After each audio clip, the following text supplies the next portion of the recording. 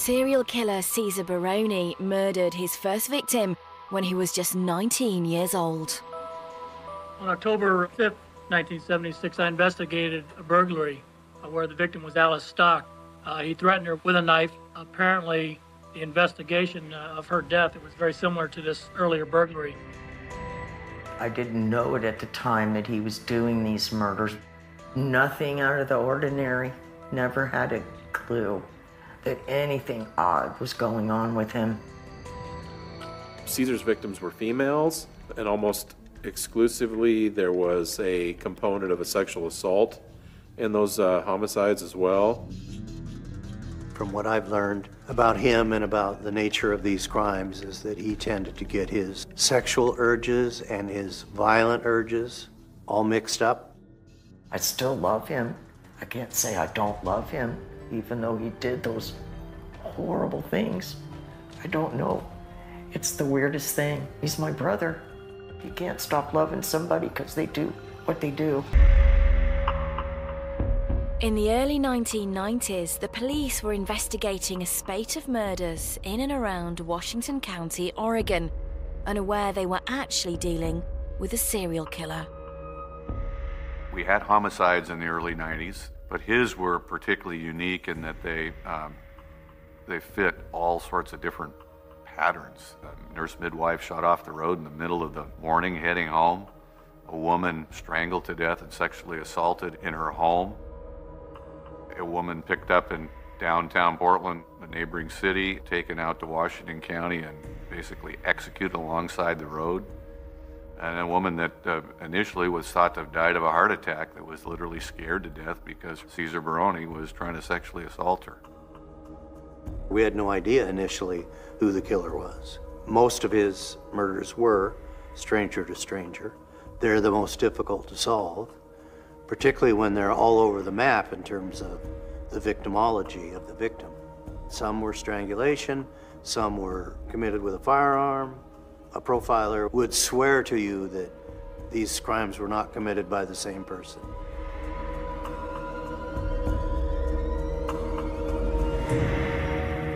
I remember that jacket. He was like a little dude, so cute. And I think this is the next year, because his teeth were all falling out. He's getting his big teeth in, losing baby teeth. I remember this shirt too. That's so funny. Cesar is my brother, my youngest brother. There's three of us. I'm the oldest, and then my brother Ricky, 2 years younger than me, and Jimmy was the baby of the family. He was born Adolph James Rhodey. My dad's name is Adolph, so that's where Adolph came from. They named him after my dad. And when he changed his name to Cesar, we didn't understand. We always called him Jimmy. So he's always Jimmy to me.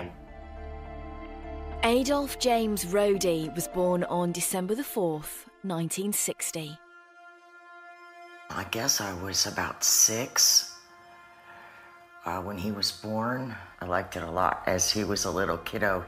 Big smile on his face all the time.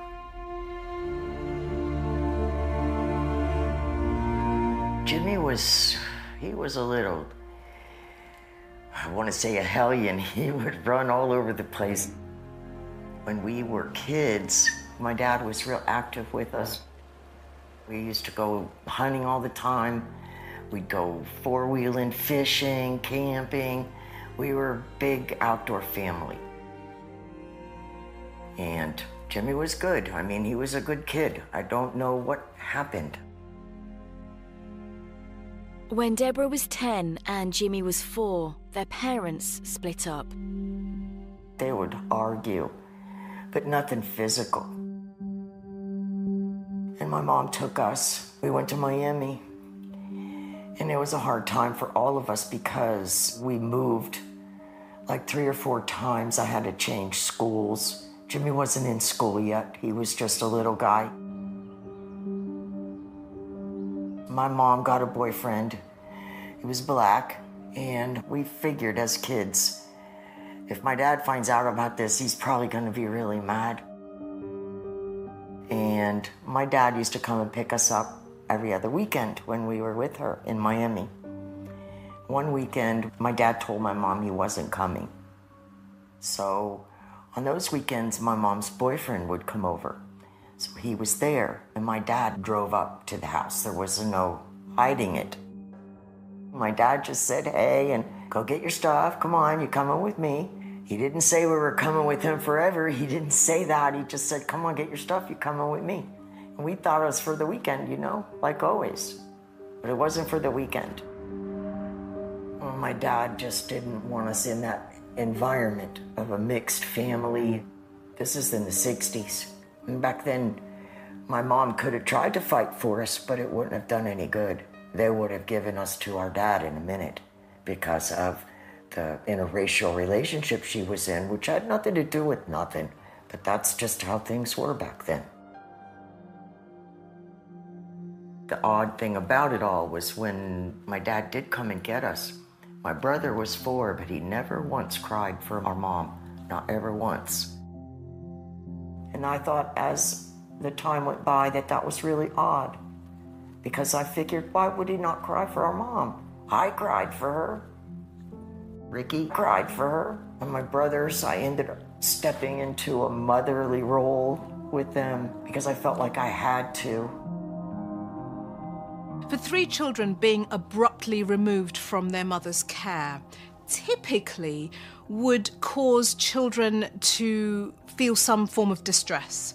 They might be anxious, more insecure, more worried, what's going on. But for Jimmy, there was no reaction. Now, at this point, it's unclear why he wasn't reacting. It could just be that he was very young, but it's very untypical behaviour. A few years later, their father remarried, but the children's new stepmother seemed to take an instant dislike to her stepson, Jimmy. I don't know why she treated Jimmy differently other than Jimmy was always laughing and smiling, and I think that my stepmother thought he was getting away with things, always looking, you know, who did this? You did it. You had to do it. I've just blamed him for everything. He lived in a nice neighborhood, nice home. From all indications, his father was supportive of him, was active with him. But his behavior began in kindergarten. He got kicked out for throwing food and fighting and so forth at a very young age. It was around this time that Jimmy's behaviour at home also started to become an issue. He would get in trouble a lot. Jimmy would steal silly things and not so silly things. He stole my high school ring. I know he did. I caught him coming out of my room. He never confessed to that. It seems to be the case from Deborah's story that from very early on, Jimmy was just a compulsive liar. And I think she found herself in an incredibly difficult position because on the one hand, she's trying to parent him and love him and be caring towards him. And on the other hand, there's this growing sense of, he's just a liar. And how do I deal with that? As Jimmy approached his teenage years, the authorities started to become aware of him. He started into vandalism and breaking into homes at a pretty early age when he was still a juvenile. We went to jail. It was a juvenile place. And he said it was horrible. He wasn't there for that long, I remember. And when he came home, he was the same old Jimmy. Act like, you know, nothing. Why they put me there, I don't know. He said I didn't do anything. That was what he always said. The first person who noticed that there was something wrong or could be something wrong was my dad. My dad did. And my dad didn't talk to us about it, of course, but I heard him talking to my grandmother about it, and my grandmother was totally opposed. Said my dad was wrong. Jimmy didn't need any help. I think what's so interesting about Deborah's recollection of what happened during their childhood is that her father did not ignore Jimmy's behaviour. The dad certainly had a view that there was something that his son definitely needed help with. But unfortunately, that was denied. And I think that may have been a seismic error at that point in time to not get Jimmy the support that he might have needed. Jimmy's short stint in jail didn't seem to change his behaviour, and the atmosphere at home got progressively worse.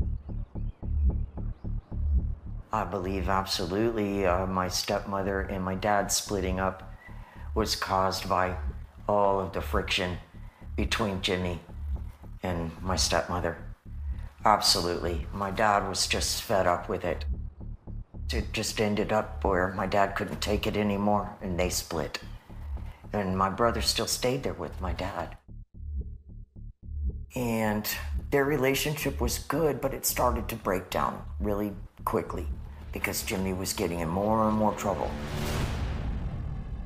When Jimmy was only 15 years old, he committed his first serious crime.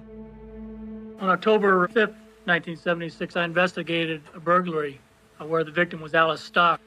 She was going into her bedroom and was approached by Jimmy Rohde, who was a neighbor who lived directly across the street. And he was subsequently arrested for burglary and assault. He threatened her with a knife. When he broke into Alice Stock's house, he was hiding behind the bedroom door. He had a knife. He popped out from behind the door when she came home and ordered her to disrobe. And she, in effect, said, "I know who you are. You're Jimmy Rohde." And she said, "Get out of my house." It was pretty clear that he was committing sexual-related offenses even as a young adult, as a young man, even as a teenager. I didn't think he would have the fortitude to do that at the time. I'm like, oh my gosh, it's more, they're blaming him for something that somebody else did.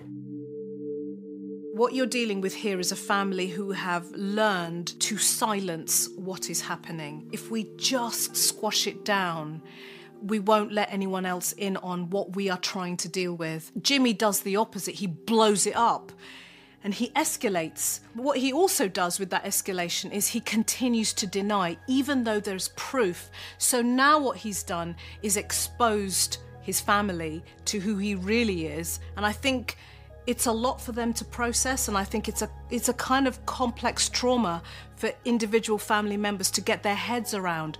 How is this happening? Why is this happening? And now everybody knows. How do we deal with this? He got sent to the juvenile facility, and he was there for just a little while, not very long, and then he came home. We all just kind of tiptoed around it. No one said anything. No one really broached that topic. My dad was cold towards him, and we just tried to pick up our life. I wasn't there anymore at that time. He was 15. I was already 20, 21. I already had kids. I was really worried about him. And I talked to my dad and told my dad maybe I should let him come and live with me. But I had a brand new family, little baby. My dad said, that's a terrible idea. My dad said, no, that you live your life and we'll deal with this, which meant him, not me. Because of the fact I always thought I had to do it. I'm like his mom, even though I'm not.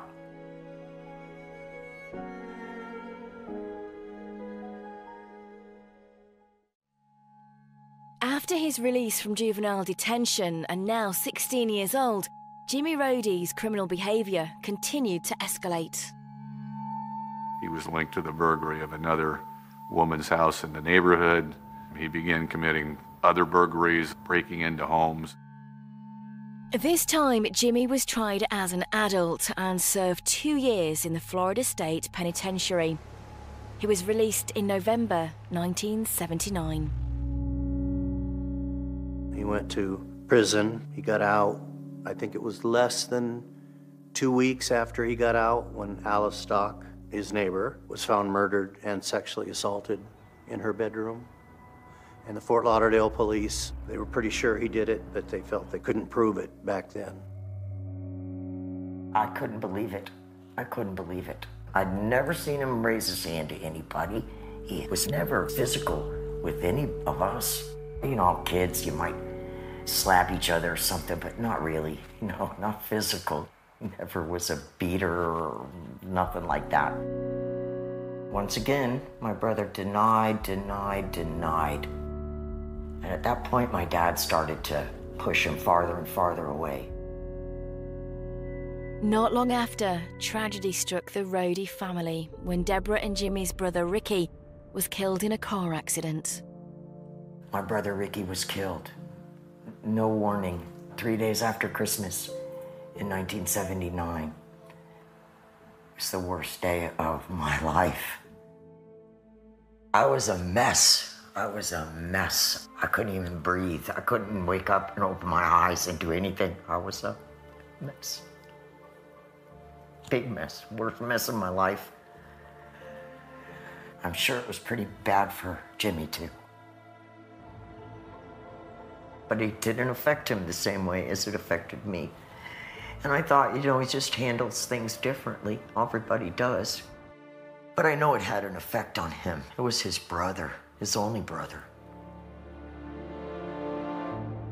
In January 1980, Deborah's father received a call from his former wife, who claimed she'd been attacked by Jimmy.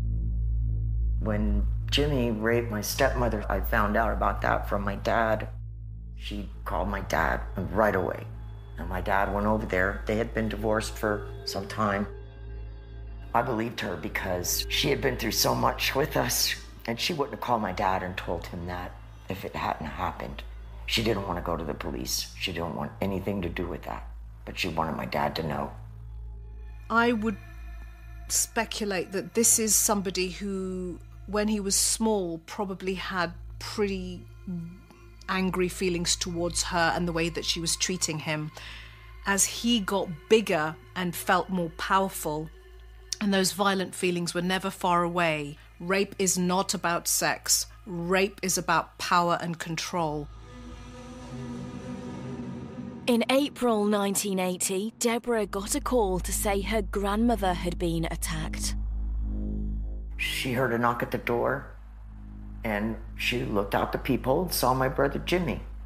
The relationship what they had together was good. And she said he came in the house, and she asked him, "What are you doing, Jimmy? What's wrong? What are you doing?" And he didn't say anything. And he, I guess, started beating her with a rolling pin.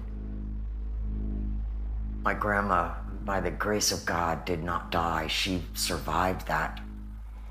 And my grandmother told everyone exactly what happened. The reason they found him innocent was he had not one mark on him, not one mark.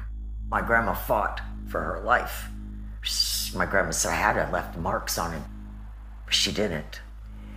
And my brother ended up getting out because of that. There was a reasonable doubt because he had no marks on him. Although his family now knew what he was capable of, the authorities were only able to convict him for more burglaries. This time he was given a 5-year sentence, which was increased to 7 because of crimes he committed while in prison. His prison history in Florida was pretty rough. He had an escape charge. He'd been on a work crew, and he fled from the work crew, was recaptured. At one time, he attacked a female prison guard. So he ended up in a maximum security section of the Florida State Penitentiary. He was actually housed on 2 different occasions next to Ted Bundy. Bundy was receiving a weekly newspaper from Seattle, which is where he was from, and he would share it with Baroni. Baroni responded to a singles ad in the Seattle Weekly, and he started writing back and forth to the woman that became his wife. And he convinced her that he was in prison for a small amount of marijuana, and you know how the South is about marijuana. He never told her why he was really there. So shortly after he finally got released, he fled Florida, went to Seattle. She unwittingly helped him change his name. When he changed his name to Caesar, it was really hard for the whole family. Like, what's wrong with him? Why is he changing his name? I thought it was hurtful. My dad just said, whatever. He's beyond my dad at that point. My dad had written him off. He's a liar. He's done all these things. My dad said, no more. So my dad pretty much cut off contact with him, didn't speak to him. Deborah, however, continued to have a relationship with her brother, who now seemed to have settled down with the woman he met while in prison. My brother did change after he married, and I thought he changed for the better. He just seemed more responsible. He was just like a normal homeowner. I was talking to him all the time at that point. With Deborah, it feels very much as if selective memory helped her deal with what Jimmy was really about. And I think this is part of the learned behaviour of minimising the bad, because let's face it, from very early on, Deborah had been taught to brush everything under the carpet or push it to one side. Just noticing the good is a relief, and oh, he's all right now. But I think at the back of her mind, there was still probably instinctive fears and worries about what was really going on, but that was probably buried very deep at this point. In terms of his everyday life, he got in the Pacific Northwest in the late 80s. He moved fairly short order up to Seattle. He kind of bounced around from job to job, didn't seem to hold a particular job, then decided to join the Army. He joined the Army under the fictitious name of Caesar Baroni. When he joined the Army, I thought it would make a difference on his character and maybe give him a reason to, have a path, something that he's passionate about, something that he would want to do. And it was a good thing until it wasn't. He was in the Army for probably a year or more when he was identified as an individual that had attempted to sexually touch an elderly woman in the Tacoma area and had been basically trying to groom her, with helping her with things, so forth, in her home. Her son was a police officer. She told her son about it, and so an investigation began. The Army discovered that Caesar Baroni was really Jimmy Rhodey. They kicked him out of the Army. After relocating to Oregon with his family, Caesar continued to play the loving husband and father. Caesar was very charismatic. He was in good shape. He dressed nice for the community that we were in at the time. And he was a good talker. I mean, he was convincing. He was disarming, if you will. I think his ability to show love and empathy towards his wife was probably an act. He put up this front. He used her. Our family was just a normal family. I still have troubles thinking, how did he get from where we were to where he ended up? And I don't know exactly what went wrong in his mind, but something obviously went wrong.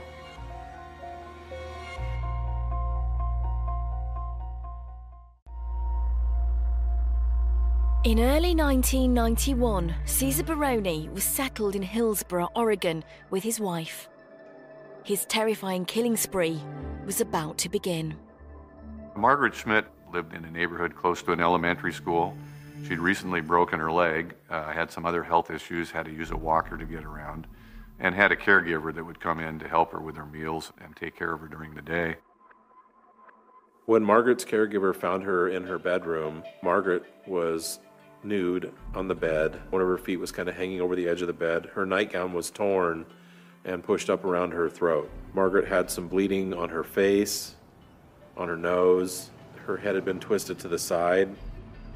When the autopsy was conducted, they found that her cause of death was from asphyxia, from a compression like a pillow over her face, which was there, and some choking also. And later they determined that she had also been sexually assaulted. In the bathroom, the suspect had knocked over a bottle of talcum powder and left shoe prints in the talcum powder. The footprint was about as unique as it could be. You could see the name Reebok on the bottom of the shoe. You got the shoe size. There was a defect in the shoe that was fairly unique. There wasn't a lot at the scene that we could tell about the perpetrator. We knew she lived alone. We hadn't had any other crimes like that in Hillsborough during that time period. So it was new, it was strange to us. It didn't fit any kind of pattern. In the months that followed, Caesar and his wife split up, and he embarked on a new relationship. Everything was good. Didn't talk to him all that much because he had his own life now. I had kids, so we were busy all the time. You know, he'd call, I'd talk to him, I'd call him. Don't recall having any kind of connection with him that much at those days because he was busy. In October 1992, Baroni would strike again. Martha Bryant was a nurse midwife who had delivered 2 babies at Tuality Hospital in Hillsborough the night she was killed. She was on her way home at about 3 a.m. when a car pulled up on the right side of her car. Slightly behind her, the driver began firing a gun into her car. Struck her car several times. One of the bullets entered her right side, came out her left side, resulting in a sucking chest wound. I learned that Martha Bryant had been killed later that morning. I was actually on my way to Bend, Oregon for a vacation, and I drove by her car, which was down there on Cornell Road. It was still at the scene. And she'd been kidnapped out of her car and brought to this location, and that's when he dragged her out of the car and executed her. Her clothes were in such a manner that indicated a sexual assault, or at least an attempt. But again, here we have a very different murder. We didn't have anything else like this. I mean, this is rare anywhere in the country. Some of the evidence that was collected that night were spent casings caused by a 9mm semi-automatic pistol. The bullet removed from her brain at the autopsy indicated that was fired by a .22 caliber. There was blood evidence in her car. A few months later, another body was discovered by the side of Highway 23. Shantee Woodman was 23 years old. She had been at a nightclub in Northwest Portland. She was looking for a ride towards the end of the evening. She was just crumpled up in a pile where she'd collapsed. She died instantly from the gunshot wound under her chin, went up through her brain. It was determined that she'd been sexually assaulted. Semen was located and recovered and saved. And initially that murder didn't match any other murders either. The fact that she'd been sexually assaulted was never released to the public. At that point in time, Margaret Schmidt had been killed earlier in 1991. Martha Bryant had been killed in October of 1992, and now this death occurred after Christmas in 1992 in December. But there was nothing to suggest that Shantee Woodman's death had anything to do with the other 2 deaths. There was no link between the 3. They were all being investigated as separate individual homicides. On the 7th of January 1993, Caesar Baroni would commit his final murder. One of Betty Williams' sons found her in the bathtub. It was viewed as suspicious. There were concerns about her death based on the fact that she was nude from the waist down, but had a sweater on in the bathtub, the bra laying on the living room floor, the broken jar of coins found outside. There was also a gun found in her apartment. The son didn't know if it was hers or not, but all of those things raised concerns. But the autopsy said heart attack, and that's how it was initially ruled as a natural death. 6 weeks later, Baroni targeted another elderly woman, this time in the town of Cornelius. He shows up at her house one day. His car broke down, something like that, and needed to use her phone. She let him in And then he began to threaten her with a knife, ordered her to disrobe. He was clearly going to assault her. She convinced him that she had some family members that were going to arrive soon and that he needed to leave. And she told him he could come back later. He fell for it and left. Fortunately, he didn't get the chance to come back later. He was arrested for that crime, for attempted rape, menacing, and a few other things. That's how he ended up in jail. Baroni's killing spree was brought to an abrupt end, and while he was in prison, the family of his former wife contacted the police as they believed Caesar had been committing fraud. They found out that someone had been stealing money at ATM machines. The family immediately suspected Caesar Baroni. That's when we first heard that Caesar Baroni was an alias and that his real name was Jimmy Rhodey and that he was from Fort Lauderdale, Florida. Got a hold of a very sharp detective in Fort Lauderdale, told them all about the murder of Alice Stock and Baroni's history in Florida. And they sent us the report. Right away, we see a lot of similarities between Alice Stock's murder and Margaret Schmidt's murder. And things just began to snowball at that time. He became a person of interest in multiple cases in multiple jurisdictions involving homicides and sexual assaults, and a task force was created specifically to work on that and follow up on that. We linked the murders in part through a search warrant that we served at his house. One of the things we recovered was a Browning high-power 9mm pistol. A short time later, the firearms expert from the crime lab calls and says, this gun that you seized out of Baroni's house, that gun and no other gun in the world fired those bullets into Martha Bryant's car. Also recovered from the house were the Reebok trainers that matched the shoe print left in talcum powder at Margaret Schmidt's house. In detention, Baroni was also proving useful to detectives. I think the real start of Baroni's downfall was when he began to brag in detail to 2 inmates in the Washington County Jail. He would take combs, bars of soap, place them on the floor and demonstrate where Martha Bryant's car was and where his car was in relation to her car when he began to shoot at her car. He was disclosing details that we had never released to the media. For instance, the fact that Woodman had been sexually assaulted. The task force also discovered that the weapon used to murder Shanti Woodman was a match for the gun found in Betty Williams' apartment, who until this point had been thought to have died of natural causes. Betty Williams' cause of death was a heart attack. They determined that at the autopsy, but there was a lot of speculation that Caesar was in the process of trying to sexually assault her, and that may have been what led to her heart attack. Now that Caesar was in prison, he decided to call the only family member still talking to him.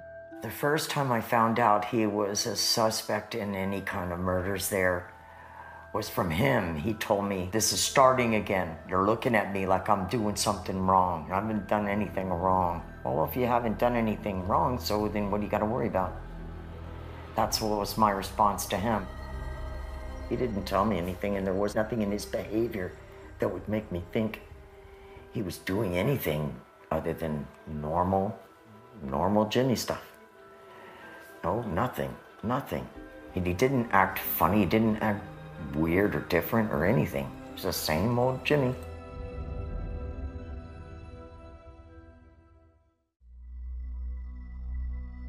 In 1994, Caesar Baroni was charged with the murders of Margaret Schmidt, Martha Bryant, Shanti Woodman, and Betty Williams. When he was going to trial and that whole long ordeal, the detectives and his lawyers came to see not only me, I know they went to see my dad too. And they were the ones that told us these are facts, and they showed us the proof because we couldn't get any of that from Jimmy. He would not he didn't do it. It was just a hurtful time, really hurtful. And I just felt like I had to do what I had to do because I can't say I don't love him anymore, and I can't say I want to turn my back on him. In November 1995, Cesar Baroni was found guilty of all 4 murders, much to his family's horror. I met Debbie. Bob Herman and I went to Florida to prepare for the penalty phase. And we met her there and interviewed other family members.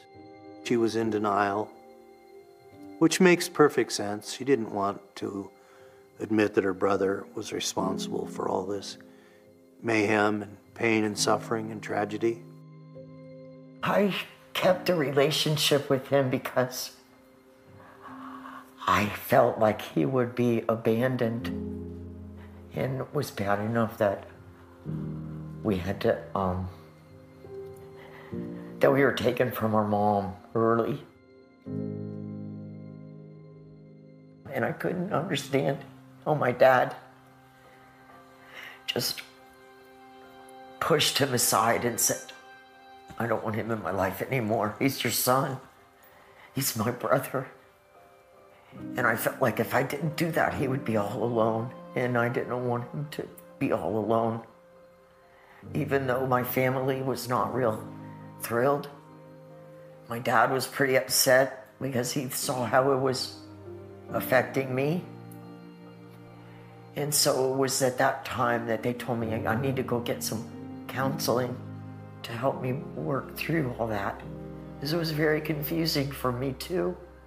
I don't know why I wanted to keep that going with him, and I couldn't understand why I couldn't get away from that mothering feeling. Like I just felt he was alone and I couldn't leave him like that.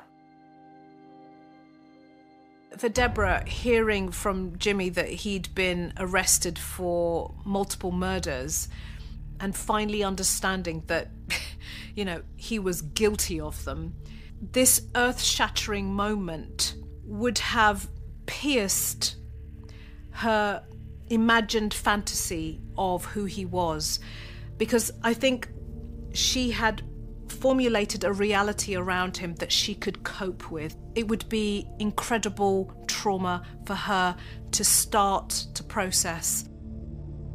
He is a serial killer. She has to confront that, and it's the stone cold truth that is going to blow apart Deborah's reality. In 1995, the jury heard information from several different cases, and their determination based on everything that they heard during the trial and during the sentencing phase brought them to the conclusion that he deserved the death penalty. I remember going there and going up in the front of the whole courtroom and asking them to please don't kill him. I just thought if we could figure out why, maybe somebody else would get a benefit of that with the knowledge that we would learn. From what I've learned about him and about the nature of these crimes is that he tended to get his sexual urges and his violent urges all mixed up. I have mixed feelings about the death penalty, but I think it was perfectly appropriate for him. He was just so dangerous. I think there are certain cases where it's a matter of protection of society. Deborah continued to stay in contact with her brother, even while he was on death row. Hey, sis. This is dated January 18th, 2009. Just wanted to drop you a few lines to let you know that I was thinking of you and to say, hey, how are you doing? How is everyone else? Good, I hope. Tell them all I send my best and all my love. I hope everything is going well. Take care for me and stay safe. I'll write more soon. I love you, Caesar. To this day, Deborah still struggles to understand why her brother did what he did.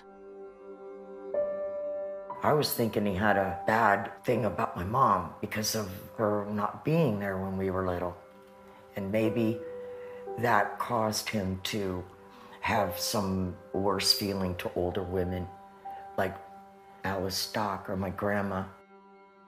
I think from Deborah's point of view, she's looking for reasons why. Of course she is. That would be anybody's, approach to this. This is your sibling who has murdered multiple women.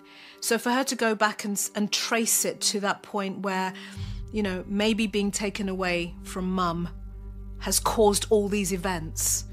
Could be. We don't know. She's still trying to find out for herself why this happened. I don't know that she'll ever get closure on that, because what he did was so incredibly heinous and devastating.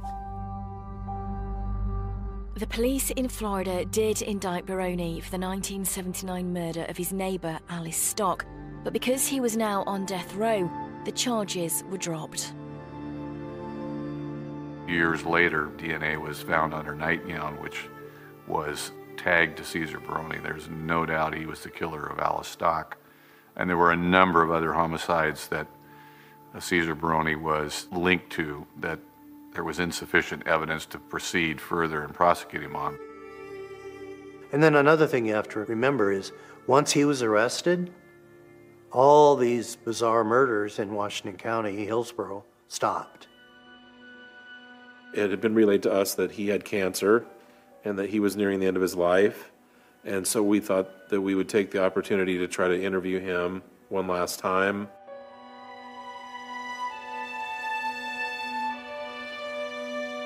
I told him, I said, you could put some people at ease. There are family members out there wondering what happened, how it happened. And, if you could answer some of those questions, that would, you'd be doing something good in the last days of your life. But he would not hear of it. He could care less. A few days before Christmas in 2009, Deborah would have a final conversation with her brother. I talked to him for just a few minutes, maybe 10, 15 minutes. And then I got word. You said he wasn't feeling so good. He said, I haven't been feeling good. And then I got the word just a few days later that he had passed in the infirmary there. So I was thankful that he died that way instead of being killed, which I understand from the victims that would be the preferable way. I do. And I feel bad for feeling that way myself, because in respect for them, as I do. In April 1983, a couple who'd been accused of murder gave an interview to detectives and local news crews. They stated that they would confess to 2 other murders in California if they could have a press conference. They wanted the world to know their insane, ludicrous religion, their beliefs. A 6-hour drive away in Los Angeles, Jen Carson's mother broke the news to her. She said, I told you that your daddy was really sick. He hurt people, and he's going to be going to jail to keep himself and other people safe. I immediately asked, are the hurt people dead? And she said yes. And I said, do they have mommies? And she said yes. And I said, are they sad? And she said yes. Jen's father and stepmother were on a mission to rid the world of what they believed was a dangerous scourge. Michael and Susan Carson were referred to in the press as the San Francisco witch killers. You could become a witch just by looking cross-eyed at Susan, touching her. Anything that violated her, in her mind, she would order you to be killed. And her loyal disciple, Michael, would kill you. This is around the time of the arrest. I just look so happy, and it's so sad to me to think 1.5 years or 2 years after this photograph, I was a very suicidal child. And that just makes me so sad. On the 10th of March 1983, what had started as a normal day for San Francisco detective Frank Falzon took an unusual turn. I would come in every morning early, probably around 7 o'clock, and I would sit at my desk with a cup of coffee, reading the San Francisco Chronicle newspaper, particularly two sections. I liked reading the Sporting Green, and I loved reading Herb Caen. You read Herb Caen, and you got the flavor of San Francisco for the day. He had all the up-to-date gossip. I started reading Herb Caen, and I came upon a kind of strange paragraph in the column about a murder in San Francisco. The newspaper columnist had received a letter from an inmate called Michael Carson on behalf of himself and his wife Susan.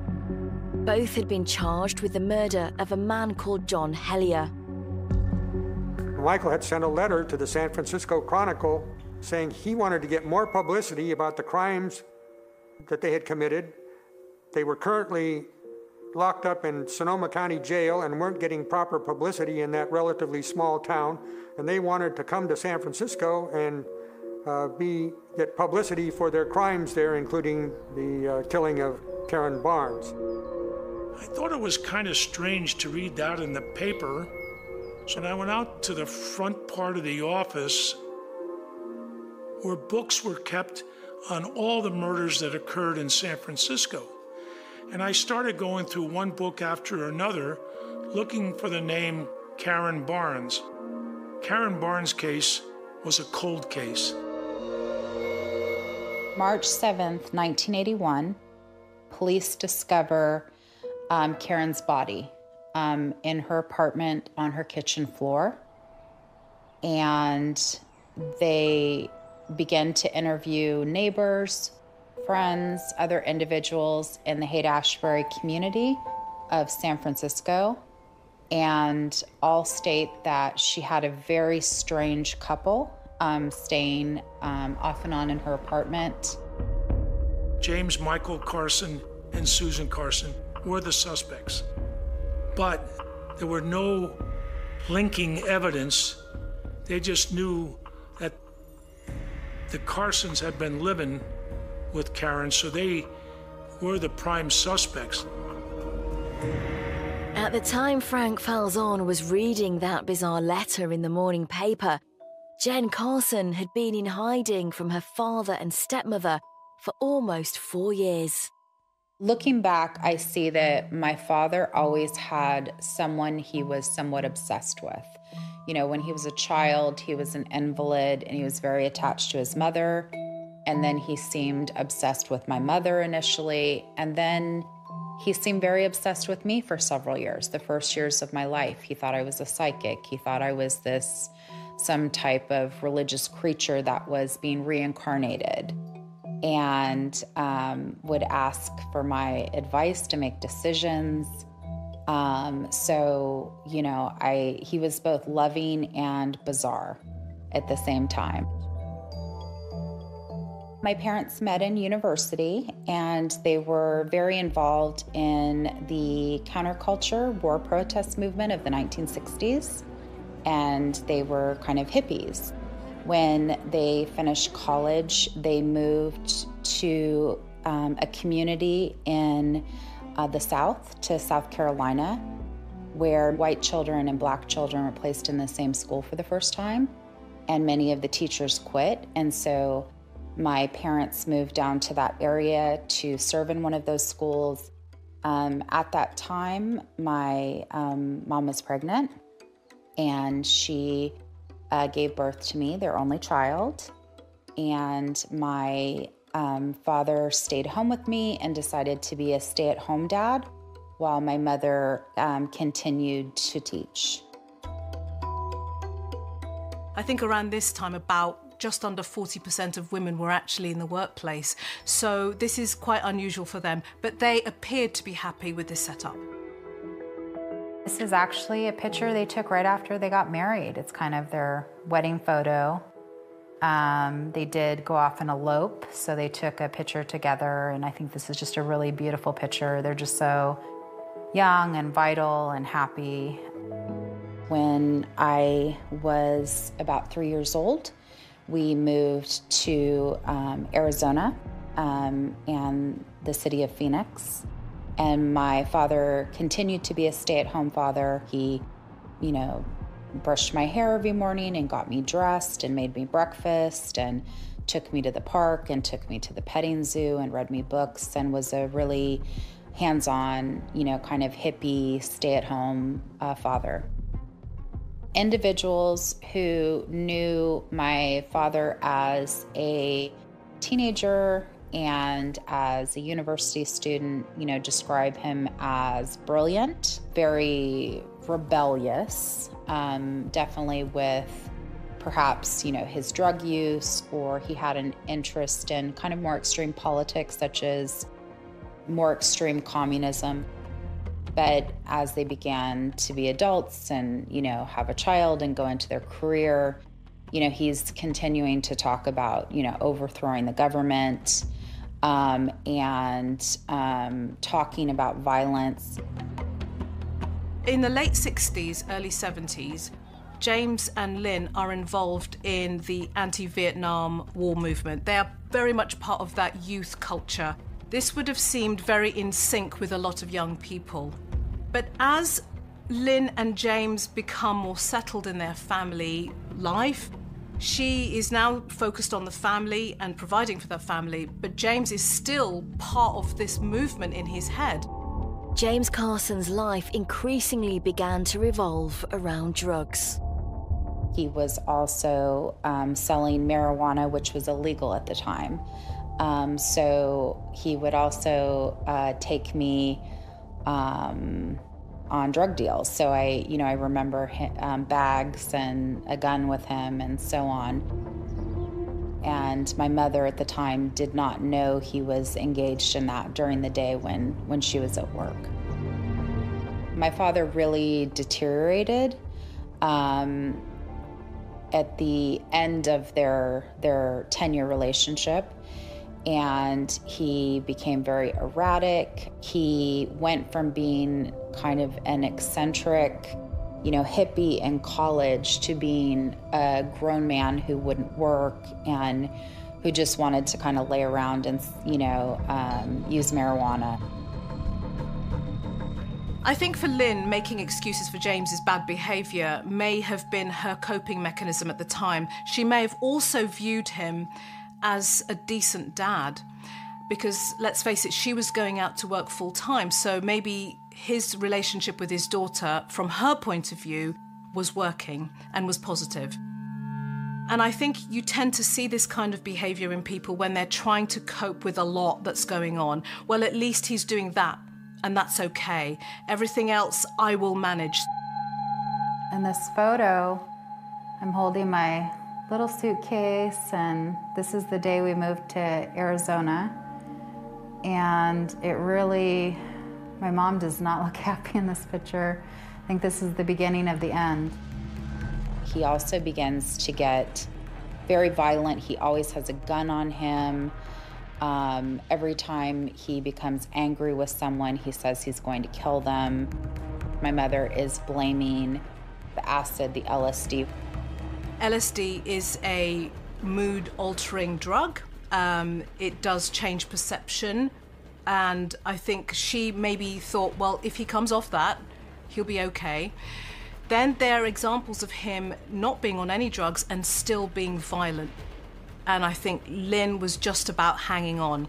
But I think the turning point for her came when there was a bit of broken glass that cut Jennifer's leg during one of Lynn and James's fights. And I think that for her was that was it. That was the last straw. She was not going to tolerate her daughter being harmed. Lynn walked out, taking 4-year-old Jen with her. Within days, James Carson would have a new lover and a new name. The moment that my father met Susan, she said, "Your name is Michael." And he said, "No, my name is James." And she said, "No, from now on, you'll be known as Michael." She then stated that she was psychic, she could see the past and the future, and that she saw that they were lovers in a past life. His birth name was James Clifford Carson, and from that night on, went by Michael Bear Carson. He was taken in by this woman, and he was under her spell. And he was at her command to kill whenever she ordered him.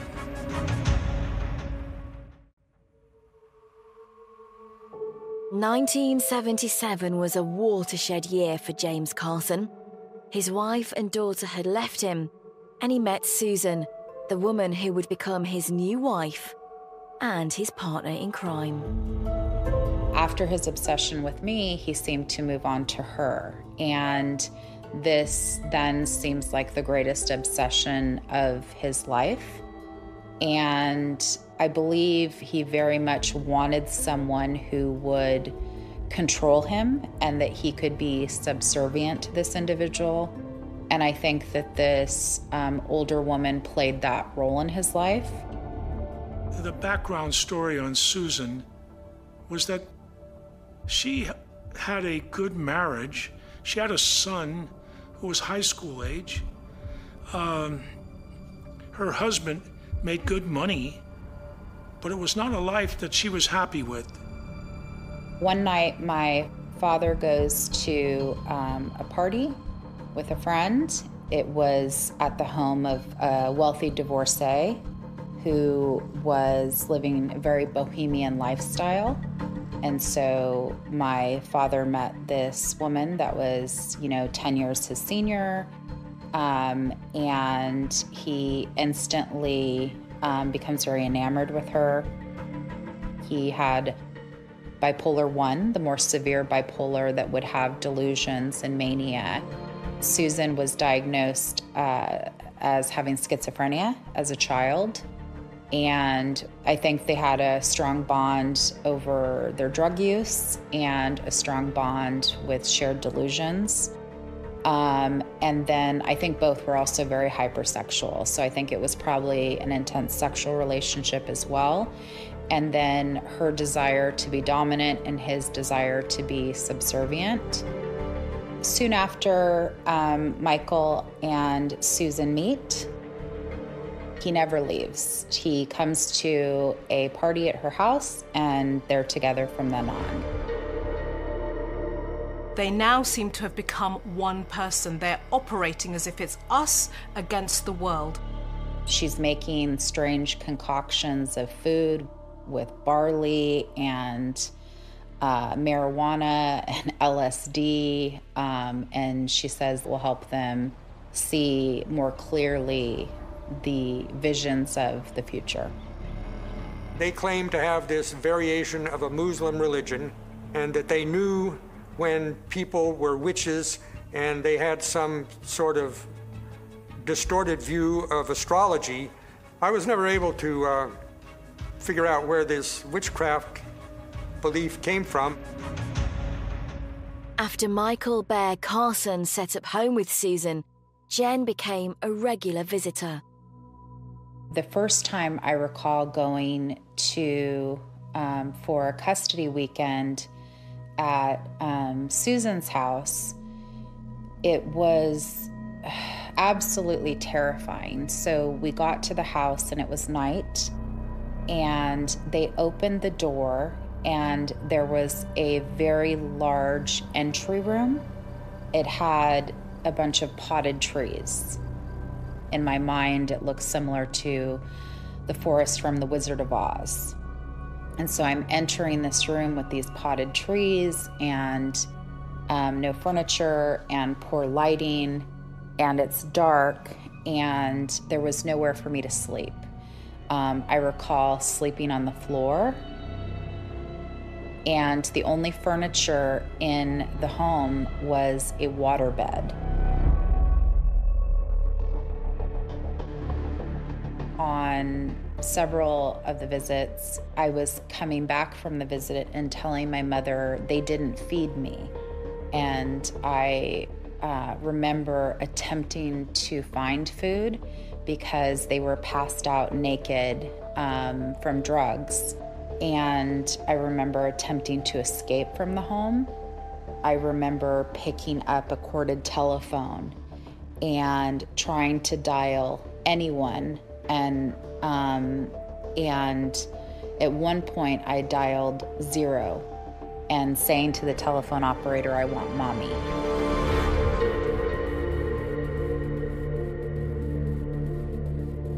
I look at them as two individuals that felt that they had to experiment with drugs, started hallucinating, started fantasizing about being very important people, being God's disciples. There were times where I would say things like, I miss my mommy, and she would say, your mommy is a demon, she's going to hell.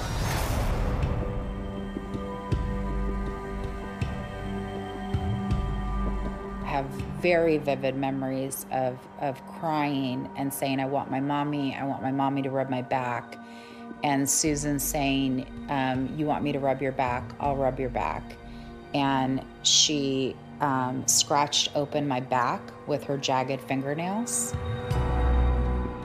Jennifer is 4 or 5 years old. This is a horrifying space for any child, any person to be part of. When I was returned to my mother, I said my back hurts, and that's when my mom found the wounds. I think anyone else would have called the police, but it was almost like she was so frightened and she felt that she just needed to get us away. And so at that point, she actually hid me at a church. She then is absolutely petrified, very much believes these people are really, really dangerous and that, you know, this woman could kill me. Jen would not see her father again for almost 20 years. In 1979, Michael and Susan Carson went abroad on a religious pilgrimage. When they returned, Lynn and Jen had disappeared. Michael and my stepmother Susan began living this very nomadic lifestyle and in 1980, and they're growing large amounts of marijuana on a marijuana farm, and then they are going to different locations to sell the marijuana. And they would go to Haight-Ashbury, which was kind of the center of the counterculture 1960s movement. And there they encountered Karen Barnes, who was a young woman, age 23, who lived there, was a part-time housekeeper, was trying to get into acting. They met her at a party where everybody was experimenting with LSD, mescaline, and peyote. And everybody was high. Everybody thought that Susan and Michael were strange, but not Karen Barnes. She was fascinated by them, and she invited them back to her home. The friendship came to an abrupt and brutal end one night in March 1981. Susan felt that she was a witch.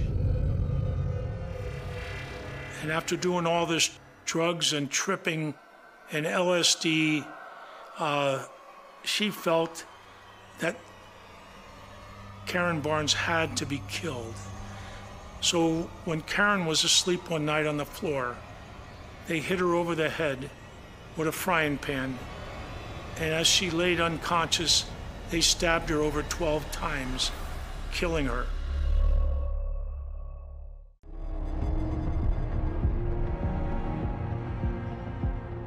March 7th, when Karen Barnes' body is discovered, Michael and Susan have just vanished into thin air. They had hit the highways and they were hitchhiking with their backpack full of marijuana, and so they've just vanished into the wind at this point. A little over a year later, the couple struck again. In 1982, Michael and Susan had been involved in an illegal marijuana farm, which is in Humboldt County in the northern part of California. Susan is working, cutting and cultivating the marijuana, and my father is working security. Clark Stevens was from Southern California, from a small kind of surfing beach community, and one of his teenage best friends owned and operated this large pot farm. One day in late spring, Susan decided she had a bad feeling about co-worker Clark. Some sort of argument occurred, and she realized that Clark Stevens was in fact, he was a witch, and he had to be killed. So she ordered Michael to kill him. Her disciple, Michael, takes out the gun they had stolen, shoots and kills Clark Stevens.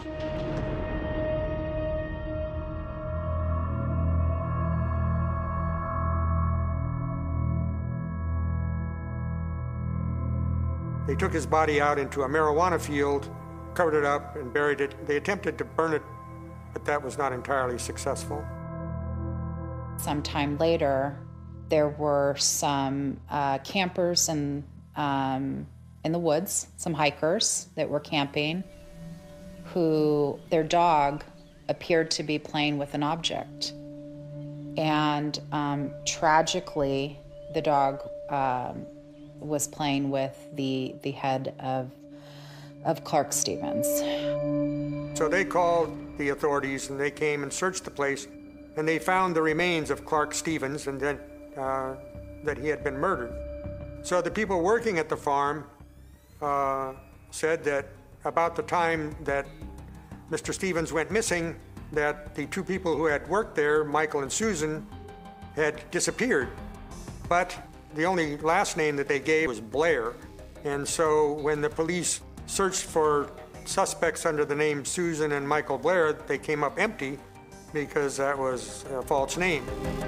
Living on the run, making camps in the woods, the Carsons were not heard from again for several months, until one unusually cold morning in January 1983. They had been hitchhiking from Bakersfield, California, and a man named John Hellier picked them up somewhere en route to Santa Rosa, and they drove for about a day. They were in a truck where there was just the single bucket seat. And so 2 people ride comfortably in a pickup truck, but 3, it's tight. And according to Michael and Susan, John's leg was touching Susan's leg. And, that was taken as some type of sexual overture. And she said to Michael, I knew all along he was a witch. He's a witch. He has to be killed. I believe they tried to kill him to steal the truck. But they do claim that Susan said he's a witch, kill him. So in an area in the northwest part of Santa Rosa, known locally as Fulton, the truck came to a stop on a river road, and witnesses observed a scuffle between Michael Carson and John Helliard, and eventually Michael Carson gained control of a pistol and shot John Helliard twice in the head.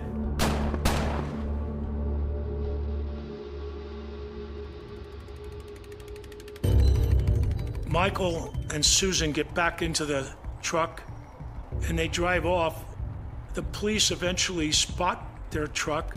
There's a high-speed chase, and the Carsons are arrested and taken to Sonoma County Jail. It's where they remained until this article appeared in Herb Cain's column.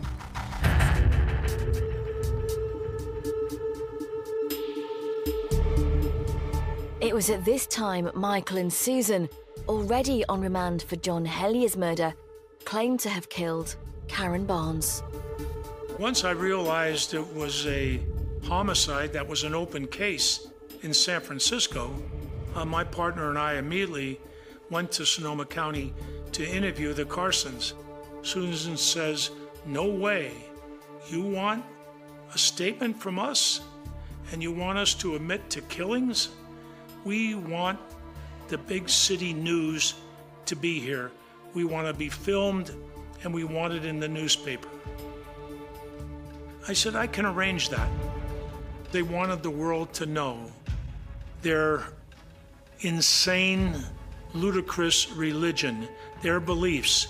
They thought they could end up with a flock of disciples, and that she could be the right hand of God, and she would have all these people following her, worshiping her.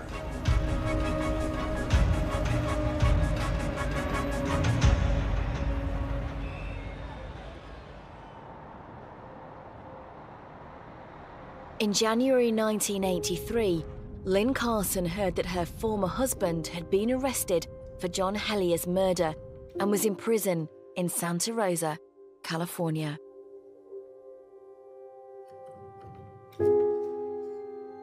My mother felt some relief because she had then believed for 5 years that these people were dangerous and could kill her child or herself. So when they were arrested for killing other individuals, she felt incredibly sad for those families, but at the same time felt relief that her child was safe. She's experienced this man becoming more and more violent in their relationship. So for her, this may have not been a surprise that, you know what, he went all the way because he was already in a very dangerous, violent space when I left him. Soon after my father's arrest, the letters began. He would send long 7, 8, 9-page letters to any addresses that he had for any relatives who might forward the letters on. The letters were very rambling. Do you remember your daddy? You were very small, beautiful. I had to go to Jerusalem. I came back, but I couldn't find you.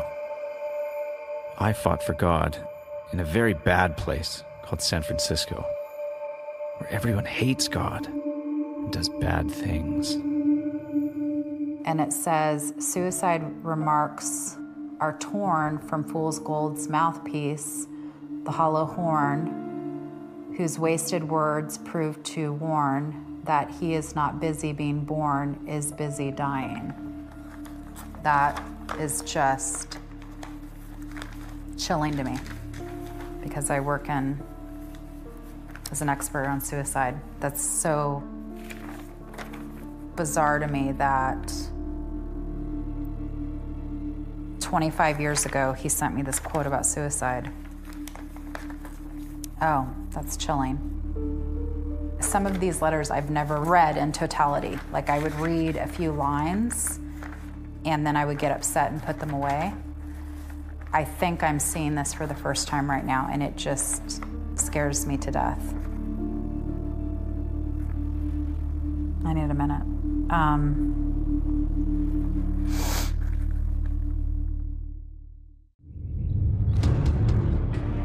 In April 1983, Michael and Susan Carson used their press conference to reveal the full extent of their crimes. We brought Susan Carson and Michael Carson into an interrogation room. We had the cameras going. We had the reporter there. We introduced the Bears to the press that they wanted, the media that they thought they deserved. And then I have to be perfectly honest with you. We sat there for 4 to 6 hours listening to the most disjointed, most nonsensical religious garbage I've ever heard. The fact that she was psychic, the fact that she was a messenger from God, and that he was a disciple and he would act upon anything that she instructed him to do, and he would agree. And I said, okay, please stay on the subject. Tell us about the killings. She would not. She had to tell us all about her religion. We listened, and then eventually she got to what we were there for. Michael and Susan were suspects in 12 other cases. In 1983, there was no death penalty in California for a brief time, so they chose to confess to the murders in California as a legal ploy to stay in California. And so they then confessed to the 3 known murders in California, which is Karen Barnes, Clark Stevens, and John Hellier. It seems that Susan was wearing the pants, so to speak, in this relationship. And on occasion, she would order Michael to kill the victim, and Michael felt that it was his responsibility to carry out the order. And it seems unlikely if they had never met that particular situation would have occurred. So the adults in my life now know that my father's been arrested for multiple counts of homicide. My mom was very concerned that it would appear in the media, and she didn't want me to find out through the media. I was just 8 turning 9 at the time.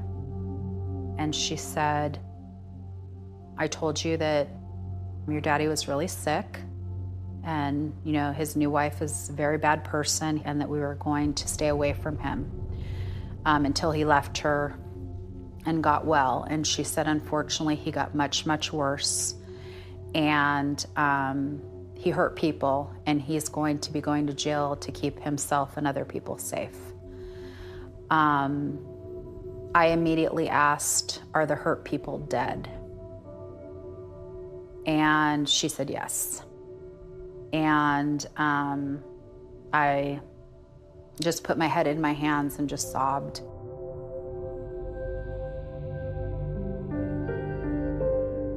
This causes devastation for Jennifer as a child. She has to now go through a long process of disidentifying with the father that she remembers when she was little as the person that she loved, who looked after her and she had a good time with. And that's her narrative, has been utterly obliterated. Several months later, I found newspaper articles that my mom had hidden in a drawer. And I remember trying to sound out and make out the word B word, that I didn't know what it meant. And I now know that word was bludgeoned. But I came in contact with all of the gory details, smashing a woman's head, stabbing a woman in the face, setting a body on fire. I came in contact with all of these horrific details. And then my battle with nightmares that went on for a couple decades began. She also feels that she shares her DNA with her father, so does that mean she's a monster? And this is a very childlike perception of what's happening.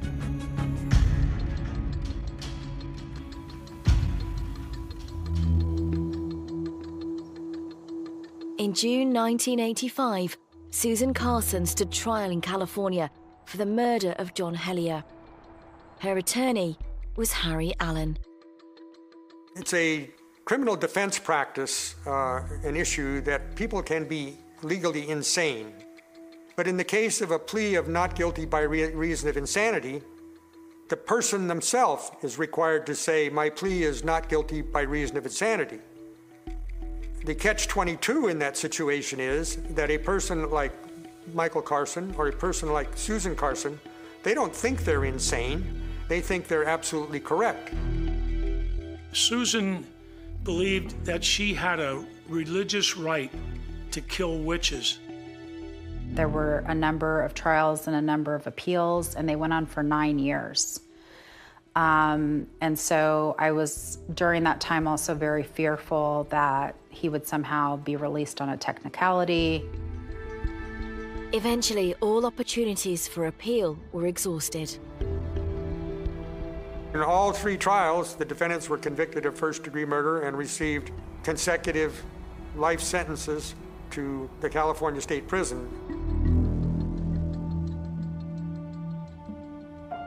So from the time I'm told of my father's arrest in 1983 until I graduate from university in 1996, I mostly do quite well in school, but I struggle with severe depression, severe suicidal thoughts off and on, and an eating disorder, and then really horrific nightmares.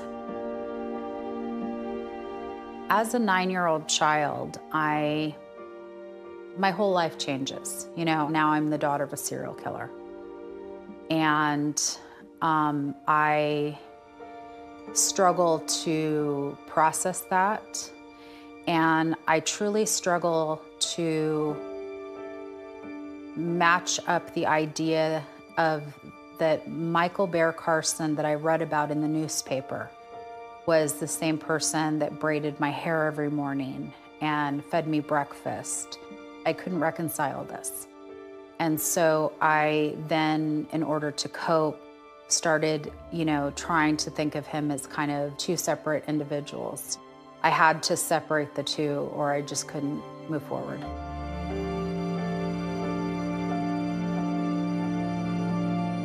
In 1997 was a turning point for Jen. At the time in the 90s, closure was a very pop psychology concept, something to seek. And so my best friend and I drove about 8 hours to Folsom Prison, where my father was incarcerated. And I thought it would be like a scene from the television show Law and Order, where there would be a glass and I would hold a telephone receiver and he would hold a telephone receiver. And so this sliding door opened and I'm in this open room. There's no glass, there's no receivers, and my father is hugging me. And so the last time I saw him, I was waist high to him. And now with heeled shoes, we're both 6 feet tall and he's hugging me. And I'm just shocked and I'm stunned and I just am just frozen like a statue.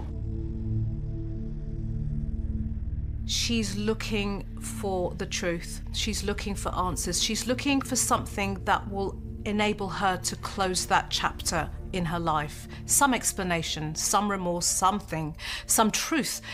He doesn't give this to her. I realized that he was lying, he was manipulative, and I was going to get no answers. For example, he stated that my mother abused him, and that's why he became violent or what have you. So at that point, I was just wanting to disengage and leave, and I just needed to say goodbye and walk away. And so when I walked outside that prison and thought, my daddy doesn't exist anymore. James Carson does not exist anymore. That's Michael Bear Carson, and he is a pathetic creature, and he's like a rat in a cage. He's going to die in that prison, And when I left, I felt at peace about leaving and walking away.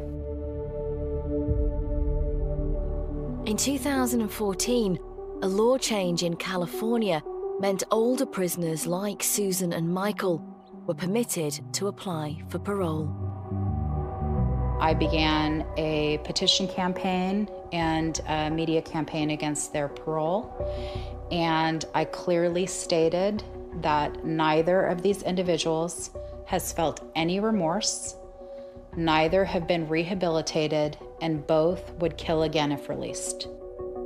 Karen Barnes' family, Clark Stevens' family, John Hellier's family, these are incredibly good, kind people, and it was incredibly traumatic for them to have a parole hearing. It's scary to think of these two people back out on the street because they've never shown, to my knowledge, any remorse for their killings. Because in Susan's mind, They were killed for a reason. They were witches. Thankfully, parole was declined and denied.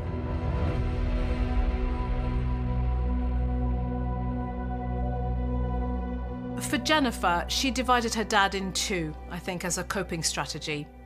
The dad that she remembers when she was a young child who was loving, and the killer. I think what she's recognized as she's got older and integrated those experiences is that the dad that she remembers as a child actually never really existed. You know, James Carson, the man that brushed my hair and took me to the petting zoo,